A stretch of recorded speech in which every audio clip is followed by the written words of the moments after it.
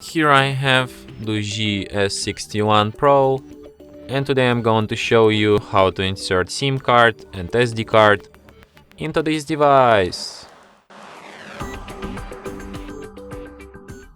So firstly you will need to find this kind of tool, which might help you to eject the SIM card and SD card slot. So you can find it here. Guess with this tool you can open up this slot easier, like this. Then to eject it, you will need this tool too, I guess. So basically there's like this little hatch, which you can try to pull out with this device. I mean with this tool. So as you can see now it's like deep inside the slot, but with this tool you can kind of hatch it and it will come out. So here you should insert SD card, and here you should insert like SIM card. So basically it says that here you have SIM slot.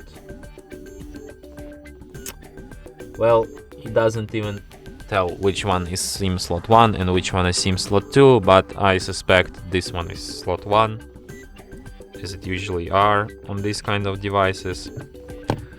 So then you put it back into your device like this and it should be detected. So as you can see, a notification indicates that issues with SD card, which is like which proves that SD card is detected. And to show you that SIM card is also detected, we can go to some kind of SIM manager, like here you have tiny roaming.